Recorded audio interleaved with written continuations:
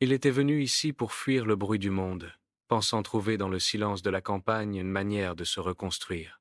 Après des années passées dans une ville grise, saturée de promesses brisées et de rêves avortés, Thomas avait décidé de tout quitter. Son travail, ses amis, ses habitudes, et même son appartement, qu'il avait laissé vide, les murs encore imprégnés d'une odeur de café froid et de solitude. Il avait loué une petite maison en bordure de village, à quelques kilomètres seulement d'une ferme qu'on disait ancienne, tenue par un homme rude et respecté qu'on appelait simplement le vieux marchand. Le lieu semblait hors du temps.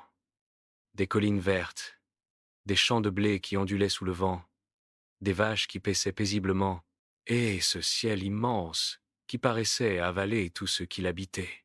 Thomas y trouva d'abord la paix, cette paix rare qu'on ne reconnaît qu'après avoir trop couru. Il se levait tôt, marchait jusqu'à la rivière, observait les nuages passer, apprenait à aimer les silences. C'est un matin de mai qu'il la vit pour la première fois, elle portait une robe claire, ses cheveux attachés en une natte qui tombait sur son épaule, et elle riait d'un rire léger qui semblait appartenir à la terre elle-même. C'était la fille du fermier, Clara Marchand. On disait qu'elle était née ici, qu'elle connaissait chaque sentier, chaque arbre, chaque saison, qu'elle parlait aux bêtes comme à des amis, et qu'elle ne craignait ni la solitude, ni le travail. Quand leurs regards se croisèrent, il y eut quelque chose d'inexplicable, ni coup de foudre, ni simple curiosité, plutôt une reconnaissance silencieuse, comme si deux âmes égarées s'étaient soudain souvenues qu'elles avaient autrefois habité le même monde. Thomas s'approcha, maladroitement. Il lui demanda s'il y avait un marché dans le village, et elle répondit en souriant que le marché, ici, c'était elle et son père, qu'ils vendaient tout ce qu'ils produisaient eux-mêmes. Il acheta un panier de légumes dont il n'avait pas vraiment besoin, juste pour avoir une excuse de revenir. Et il revint. Chaque jour, un peu plus. Il trouva des raisons absurdes. Demander du lait, du miel, des œufs, ou même un peu de paille pour son jardin. À chaque visite, il restait un peu plus longtemps, écoutant Clara parler de la pluie, des moissons, de la vie qui recommençait sans cesse. Elle avait cette façon de voir le monde qui lui rappelait l'enfance quand tout semblait encore possible. Peu à peu, il se mit à l'aider, d'abord timidement, puis avec passion. Il réparait les clôtures, portait les sacs de grains, nourrissait les bêtes. Le vieux marchand, d'abord méfiant, observait en silence, pipe au coin des lèvres. Il ne disait rien, mais Thomas sentait dans son regard un mélange d'évaluation et de jugement. Clara, elle, semblait s'amuser de cette présence nouvelle, comme si elle savait déjà ce qu'il allait ressentir avant même qu'il le ressente. Les semaines passèrent, les saisons changèrent. Le printemps devint été, et la campagne, baignée de soleil, se transforma en un théâtre d'or et de lumière. Chaque soir, il s'asseyait près du puits, partageant des histoires, des rires et des silences qui disaient plus que les mots. Parfois, elle lui apprenait à reconnaître les chants des oiseaux ou à lire le ciel. Lui, en retour, lui parlait de la ville, des lumières artificielles, des foules pressées, de ce monde qu'elle écoutait comme on écoute un conte sur un pays lointain. Il y avait entre eux quelque chose d'indicible, un lien fragile mais profond, tissé par la simplicité des gestes et la sincérité des regards. Pourtant, sous cette douceur, il y avait une ombre, celle du père, qui voyait venir ce qu'il redoutait. Un soir, alors que le soleil tombait derrière les collines, Marchand appela Thomas dans la grange. Il ne tourna pas autour du pot. « Je sais ce que tu veux, garçon, et je te le dis clairement. Tu n'as pas ta place ici. » La voix était rude, mais pas cruelle. Thomas resta muet. « Ma fille ne quittera pas cette terre. Elle appartient à ce lieu, à cette vie. Toi, t'es un homme de passage. Vous venez toujours avec vos beaux mots, vos promesses, et vous repartez dès que ça devient réel. » Thomas voulut protester, dire qu'il n'était pas comme les autres, qu'il l'aimait vraiment. Mais le fermier secoua la tête. L'amour, c'est pas des mots, c'est des racines. Ce soir-là, Thomas rentra chez lui le cœur lourd. Il voulut croire que le vieil homme se trompait, que Clara et lui pouvaient briser les murs du destin. Mais quelque chose, en lui, doutait déjà. Les jours suivants, il évita la ferme, espérant que le temps apaiserait le trouble. Pourtant, Clara vint le trouver.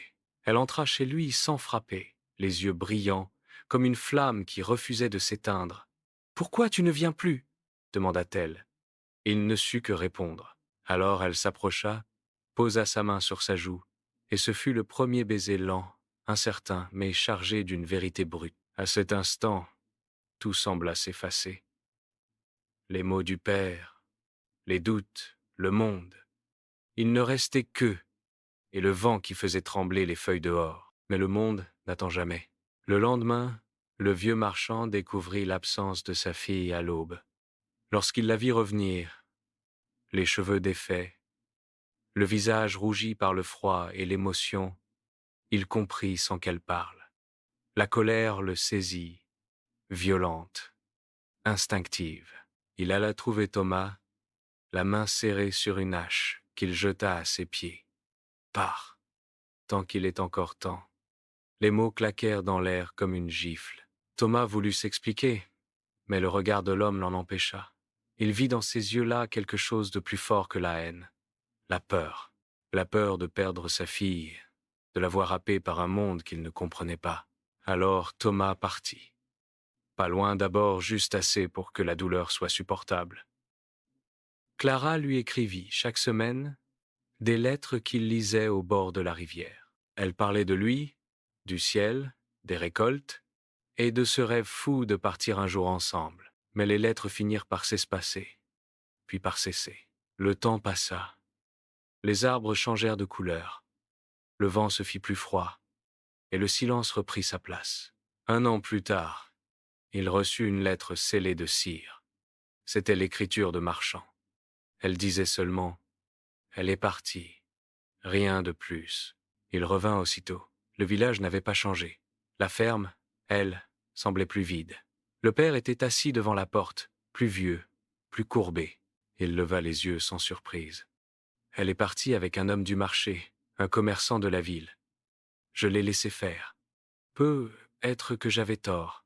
Peut que t'étais pas celui que je devais chasser. Il se tut un long moment, puis ajouta « Mais tu comprends, quand on aime, on veut retenir. Et parfois, c'est ça qui détruit. » Thomas resta là, figé, incapable de parler. Il passa la nuit dans l'ancienne grange, le regard perdu dans le vide. Le lendemain, il reprit la route. Il retourna à sa maison, reprit ses habitudes, mais quelque chose s'était éteint en lui. Pourtant, les années suivantes, il continua de venir à la campagne. Seul, chaque été, il marchait jusqu'à la rivière, là où elle lui avait appris à reconnaître le chant du merle. Parfois, il croyait l'entendre rire à nouveau dans le vent, et il se disait que, peut-être, dans une autre vie, ils auraient eu le temps. Des années plus tard, alors qu'il était devenu un homme usé, aux tempes grisonnantes, il reçut une dernière lettre. Pas de retour, pas de nom. Juste une feuille froissée portant ces mots. Je me souviens encore du goût du vent au bord du puits.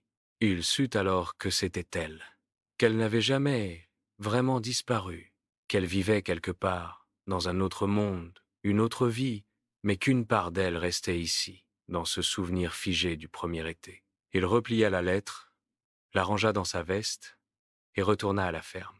Le vieux marchand n'était plus là, la maison était vide, les champs en friche. Le vent soufflait doucement sur les collines.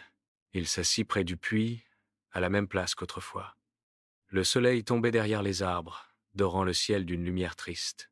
Il ferma les yeux et se souvint de tout, de sa voix, de ses mains, de cette vie qu'ils avaient frôlée sans jamais la vivre. Et tandis que la nuit descendait, il comprit que certaines amours ne sont pas faites pour durer, mais pour exister, juste assez pour qu'on sache ce qu'est la vérité d'un cœur humain.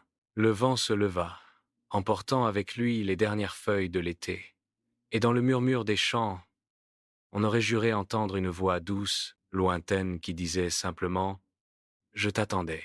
ChatGPT a dit. Il resta là jusqu'à ce que les étoiles recouvrent le ciel, les mains posées sur la pierre froide du puits, comme s'il pouvait encore sentir la chaleur de sa peau. Dans le silence, il murmura son nom une dernière fois pour qu'il s'envole avec le vent. Les lueurs des lucioles s'allumèrent autour de lui, comme les fragments d'un passé qui refusait de mourir. Il sut alors qu'il ne l'oublierait jamais, quel serait à jamais son paysage intérieur, son secret vivant, et quand le jour se leva enfin, il sourit doucement, car même seul, il avait aimé pour toujours.